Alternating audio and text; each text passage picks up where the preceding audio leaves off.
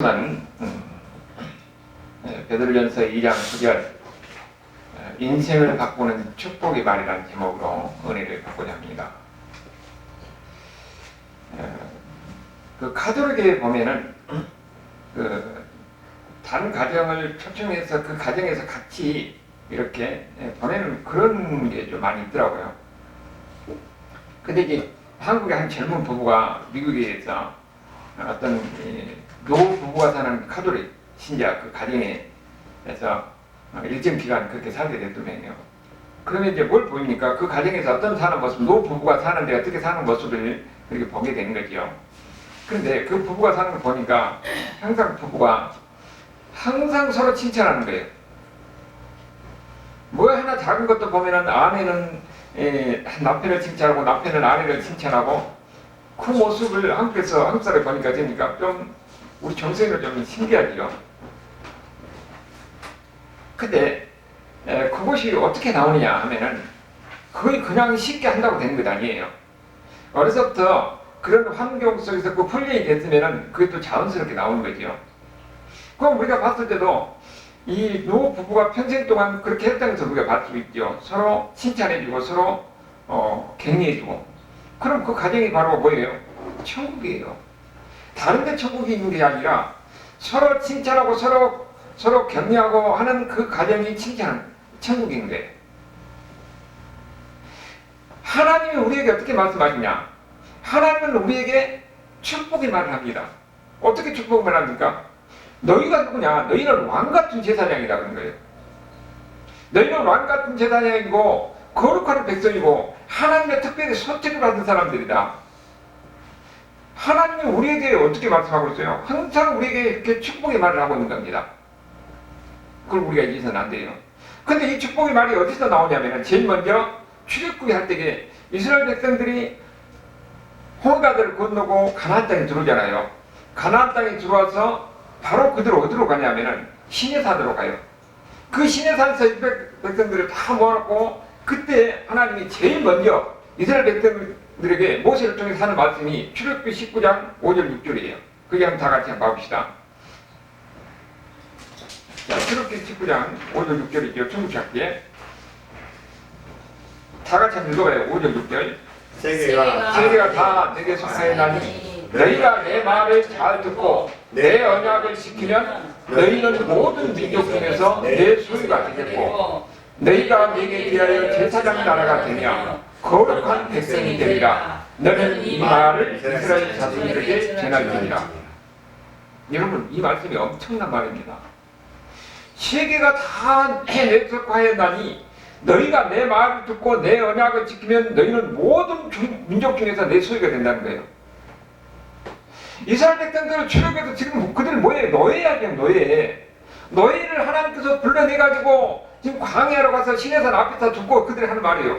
모든 세계가 다 내게 속하였다. 그러나 너희는 바로 그 중에서 특별히 내 소유가 된다는 거예요. 엄청난 말을 하고 있는 겁니다. 그래서 그들에게 너희가 제사장 되고 거룩한 백성이 된다. 그러면서 뭐라고 해요?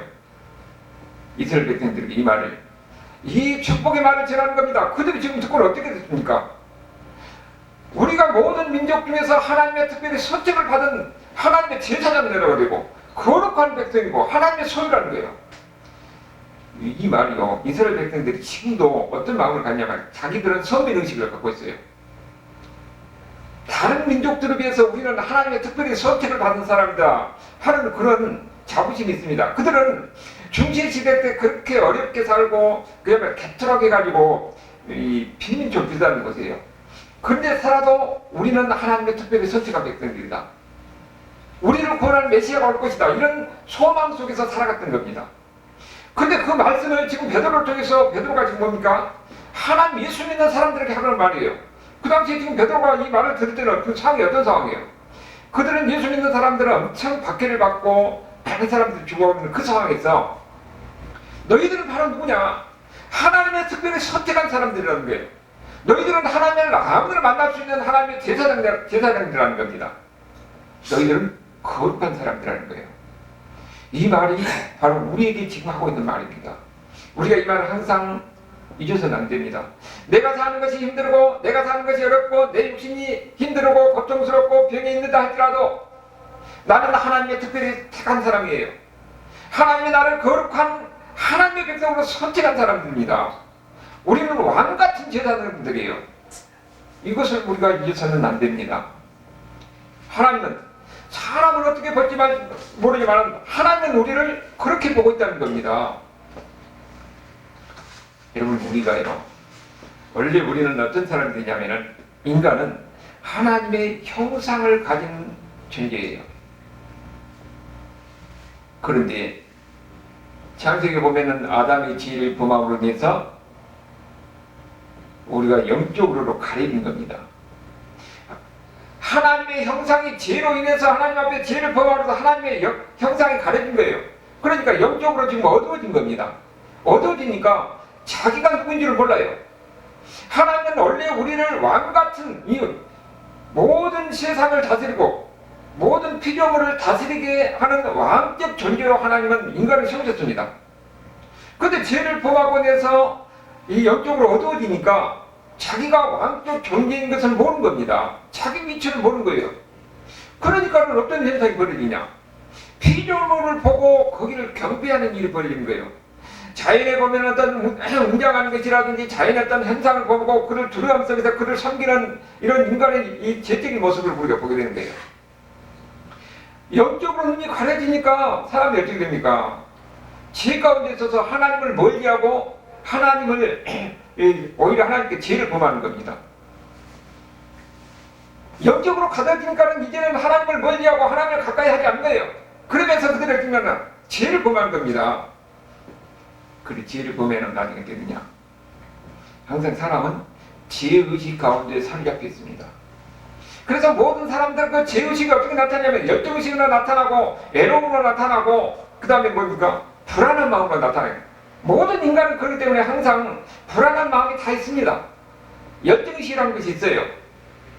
그리고 항상 애로움이라는 것이 있습니다. 이것이 죄로 인한 그 죄의식 가운데 사로잡혀 있는 사람이에요. 그런데 이런 인간을 위해서 예수님께서 이 땅에 오신 겁니다. 예수님께서 이 땅에 오셔서 하시는 것이 뭡니까? 우리를 이런 죄의 노예 가운데 있는 우리를 구하는 거예요.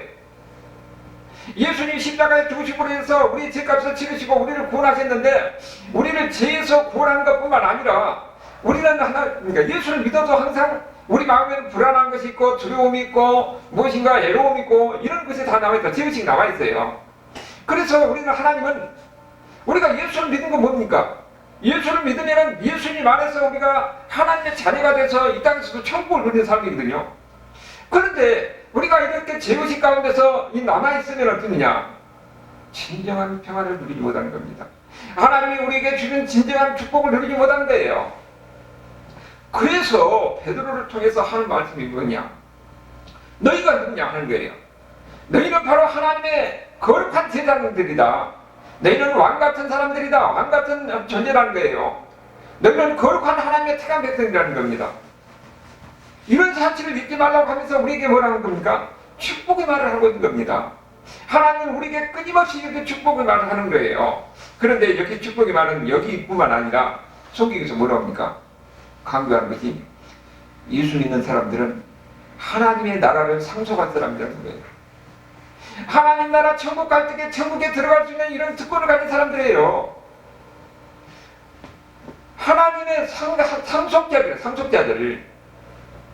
그래서 우리는 뭐라고 해요? 하나님의 자녀라고 이야기합니다.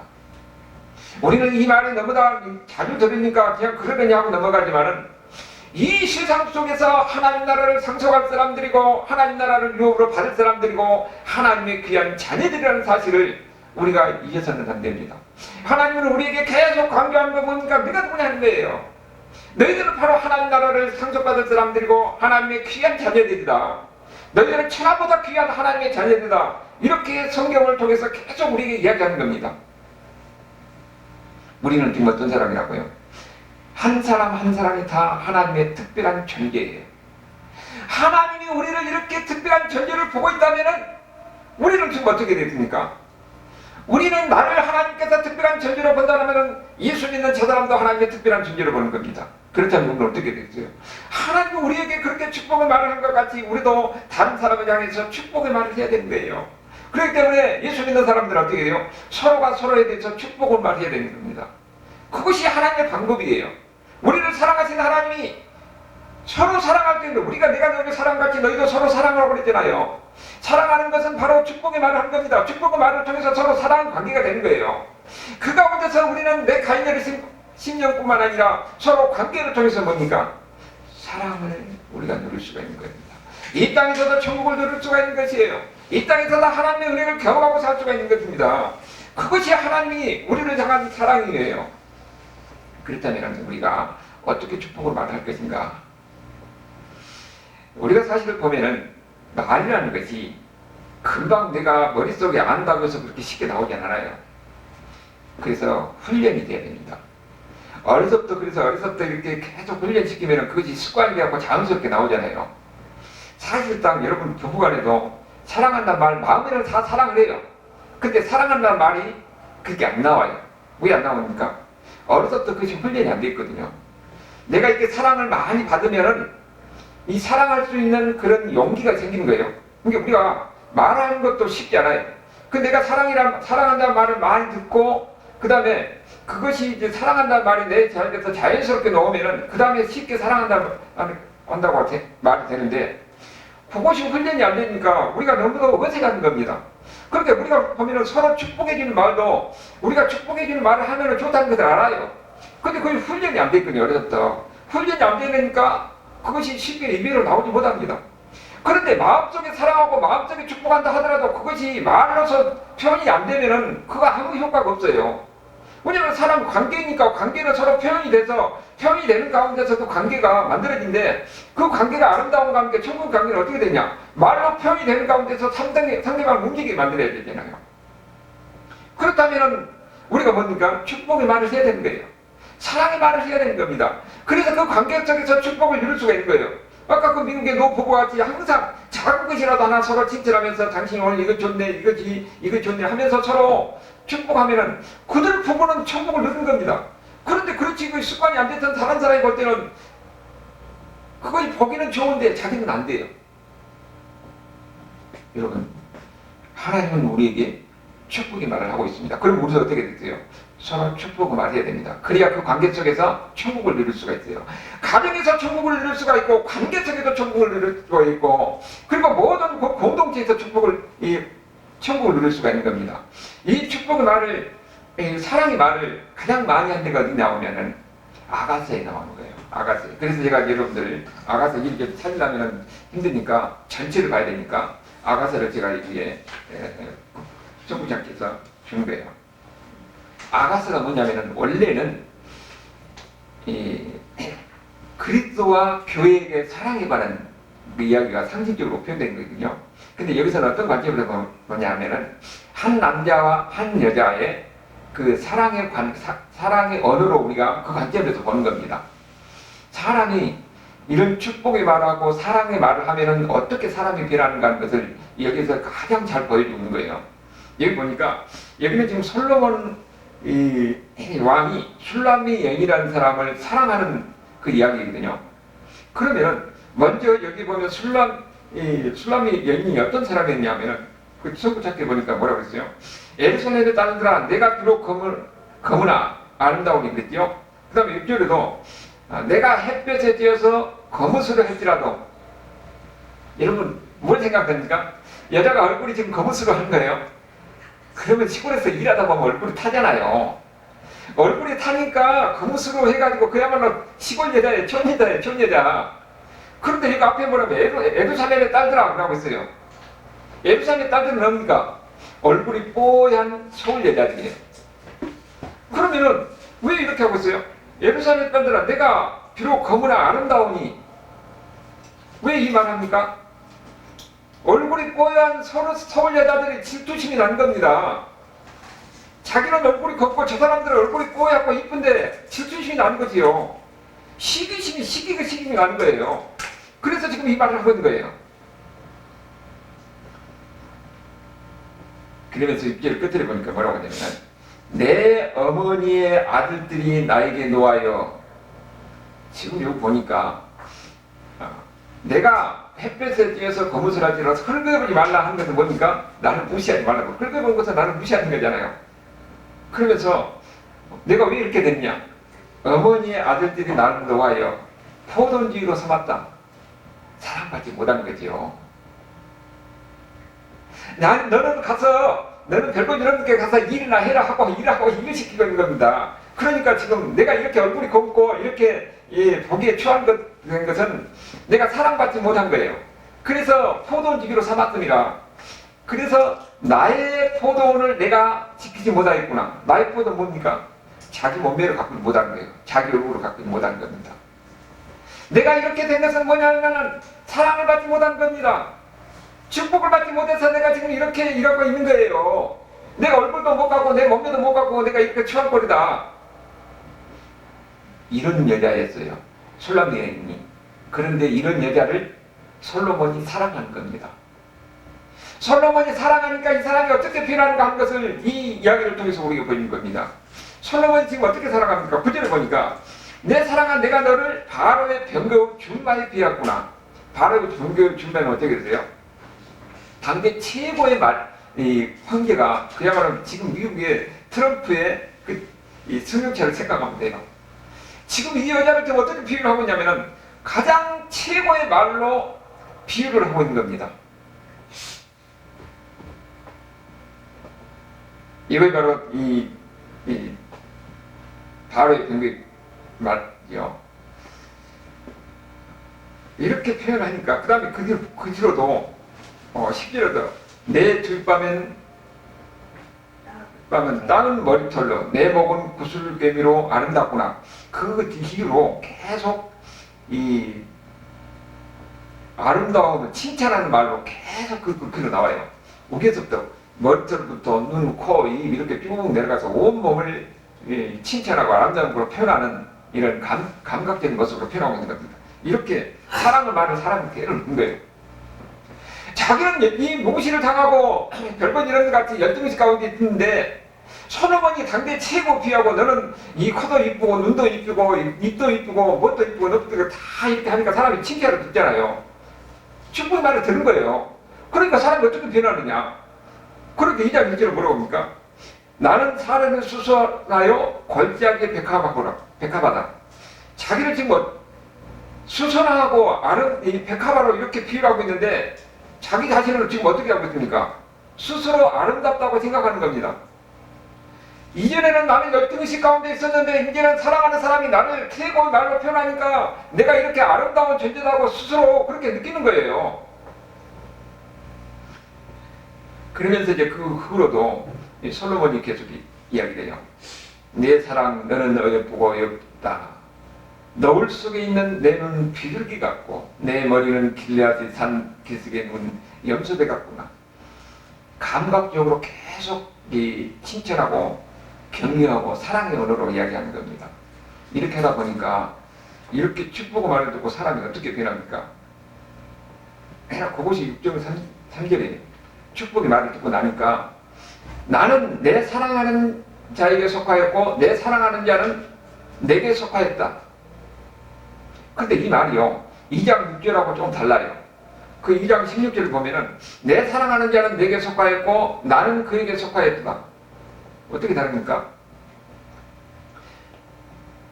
여기 6장 3절에서는 나는 내 것이고 너는 내 것이란 말이에요. 사랑의 말을 많이 듣고 나니까 나는 내 것이고 너는 내 것이란 말이에요. 근데 그 전에는 어떻게 됐습니까? 2장 16절에서는 너는 내 것, 나는 내 것이었어요. 이건 중심이 다른 겁니다. 중심이. 2장에서는 이제는 나부터 출발했어요. 근데 내가 사랑을 받고 내가 사랑을 받고 내가 아름답구나 이런 자존감이 높아지니까 그 다음에는 어떻게 됩니까? 나는 내 것, 너는 내 것이에요. 중심이 달라진 겁니다. 사람이 사랑의 언어를 들으면은 이렇게 사람이 어떻게 됩니까? 축복의 말을 듣면은 사람이 달라진 겁니다. 변하는 거예요. 생각이 달라진 겁니다. 그래서 그 결론이 뭐냐면은 7장 10절이죠. 나는 내 사랑하는 자에게 속하였도다. 그가 나를 사모하는구나. 나는 내 사랑하는 자에게 속하는 거예요. 이제는 나를 사랑하는 그 사람에게 나의 모든 것이 가 있는 겁니다. 축복의 말을 듣고 저 사람이 나를 사랑하고 있다는 이 사랑이 확인되면은 내 마음은 이제 어떻게 됩니까? 그 사랑한 사람에게 다 가 있는 거예요. 내 모든 것이 사랑한 사람에게 가 있는 겁니다. 이것이 사랑의 언어예요. 사랑의 결과입니다. 이제는 그 다음에 이런 말이 어떻게 나옵니까? 축복의 말을 듣고 사랑의 말을 많이 들으니까 그 다음에는 자신감이 생기는 겁니다. 자신감이 생기는 겁니다. 그래서 그가 나를 사랑하는구나. 중심이 완전히 달라진 거죠. 중심이 이제는 축복의 말을 듣고 사랑을 확인하면은 중심이 나에서부터 상대편에 가는 거죠. 이것이 축복의 말에 능력이 많은 것을 우리에게 보는 겁니다. 일반적으로요, 사랑은 자 나부터 출발하거든요. 그런데 그 사랑이 어느 정도 성숙하면은 상대편에 가 있는 겁니다. 사랑이 성숙하면은 상대편에 가 있는 거예요. 여러분, 부부가 사랑하면요, 처음에는 자기 중심적이지만은 그 사랑이 성숙하면은 항상 어쩌니까 부부가 마음은 상대편에 가는 거예요. 내 모든 것이 상대편에 가 있는 거예요. 남편이 아내를 사랑하면은 남편은 어쩌니까 항상 내 모든 것이 아내에게 가 있어요. 아내가 남편을 사랑하면은 남편의 생각은 모든 것이 다 아내가 가 있는 겁니다. 사랑이 성숙하면은 이기는 것이 나 중심이 아니라 상대편 중심으로 가게 돼 있어요. 그 관계 속에서 축복이 있고 그 관계 속에서 행복이 있는 겁니다. 그러니까 항상 보면 서로 칭찬하고 서로 격려하는 말이 되는 거예요. 모든 게 상대편에 가 있기 때문에. 우리가 자녀들도 보면은 이제는 커가면은 나중에 어떻게 되느냐. 항상 서로 독립하려고 그러잖아요. 부모로부터 떨어져서 독립하려고 그러는 거예요. 그런데 어려서부터 사랑의 말을 많이 듣고 축복의 말을 많이 듣는 사람은 어떻느냐? 어려서부터 했던 그 부모가 나에게 말했던 그 축복의 말, 사랑의 말을 항상 마음에 간직하고 있는 겁니다. 그래서 이 마음을 간직하고 있는 사람이 나중에 하나님을 어떻게 사랑할 줄을 알게 되는 거예요. 그것이 보면 삶을 통해서 사랑으로서 사랑이 능력으로 나타나는 겁니다. 우리가 항상 그런 말이 있잖아요. 칭찬은 버려도 춤을 추게 한다고. 그러니까 자녀들에게서 어쩌니까 무엇인가 장점을 보고 좋은 점을 보고 항상 가능성을 보고 격려해주고 칭찬해주고 그러면은 그 사람이 자신감이 생기는 겁니다. 자신감이 생겨서 그 다음에 어떻게 해서요? 다른 사람을 사랑할 줄 알아요. 사랑의 말을 할 줄 아는 겁니다. 사랑의 말을 듣는 사람이 다른 사람을 사랑의 말을 할 수 있는 거예요. 사랑할 수 있는 겁니다. 근데 그것이 어떻게 된다고요? 그 사람이 인생을 바꿉니다. 인생을 바꾸는 거예요. 삶의 관계 속에서 진짜 천국이 무엇이냐? 여러분, 천국이라는 것은 많은 것을 내가 누리고 많은 것을 가지고 있다는 것이 천국이 아닙니다. 내가 가진 것이 없고 내가 이 가난하게 살고 힘들고 병들게 산다 할지라도 나에게 사랑의 말을, 따뜻한 사랑의 말을, 위로의 말, 격려의 말 한마디가 그 마음에 천국을 누리게 되는 겁니다. 관계를 만들어가는 거예요. 우리가 이 천국의 말이 여기 보면 술람의 여인도 마찬가지잖아요. 술람의 여인이 그가 한 말이니까 그가 나를 사랑하는구나. 이걸 어떻게 해서 이런 말이 나오게 됐습니까? 솔로몬이 자기는 시골 여자, 별벌 일하는 얼굴이 검은 그런 여자였는데 나를 사랑한다는 말을 계속 하니까 내가 진짜 내가 이 사랑받는 사람이구나. 그가 나를 사랑하는구나. 그가 나를 사랑하는구나 하면서 이제는 내 마음에 듭니까? 완전히 상대편을 향한 그런 사랑이 그 사람의 인생을 변화시킨 것을 우리에게 보는 겁니다. 이 술람의 여인뿐만 아니라 모든 사람에게 마찬가지입니다. 사랑이 사람의 인생을 바꾸는 거예요. 사랑한다는 말, 축복한다는 말이. 그러니까 우리가 성경에도 보면은 계속 이렇게 축복하는 말이 계속 나옵니다. 내가 너를 사랑한다. 성경의 말이 중심이 뭐예요?